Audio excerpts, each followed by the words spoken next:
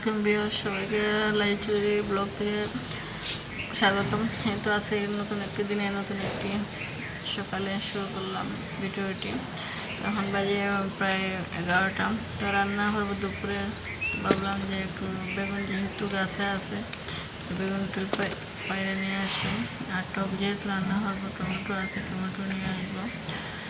তো আজকে বেগুন রান্না করবো, সেজন্য নিজের গাছ থেকে বেগুন পাড়তে এটা আসলে অনেক মজাদার আর খাইতে অনেক মজা।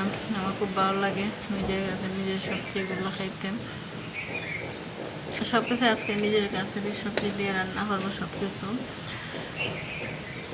আর এগুলো আসলে নিচে হাতে পাড়তেও খুব ভালো লাগে। আর আজকে প্রচণ্ড রোদের কারণে তেমন কিছু একটা ভালোভাবে দেখা যেতেছে না।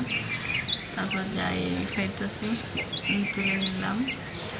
আসলে একটা খাটায়ও কাটলো হাতে বেগুন ফাটতে গিয়ে। অনেকগুলো বেগুন ছিল আগে নিয়ে গেছে অনেকগুলো, আনাবার একটা আছে বাকি। এগুলো আজকে নিলাম, তো সব শেষ মোটামুটি। এখন আবার নতুন নতুন গাছ দিয়ে যাওয়ার ফল দেয়, তাহলে আবার খাওয়া হইব। আসলে কষ্ট করতে হইব, কষ্ট না হলে হয়তো পাওয়া যাবে না। আর এখন যত প্রচণ্ড রোদ, এগুলোকে বাড়িতে একটু যত্ন নিতে হয়। ঠিকমতো পানি না নিলে গাছগুলো তো মারা যাবে। তো পানিগুলো দিতে হয় সঠিকভাবে। তো আমি যে না পারি, আমার আম্মাই দুইজনে আমরা একটু করি যতটুকু পারি। সবসময় উপরে উঠে পারি না, কারণ ব্যস্ততার কারণে।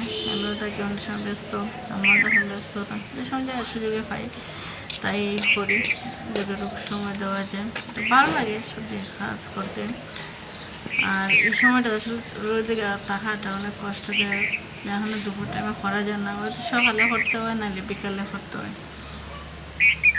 তো যাই বিয়ার্স, আজকে সারাদিন ব্যস্ততার মাঝে গেল। এখন রান্না করবো দুপুরের। তো আপনাদের মাঝে আবার নতুন একটি ভিডিও নিয়ে আসবো। তো ভালো থাকবেন। আসসালামু আলাইকুম।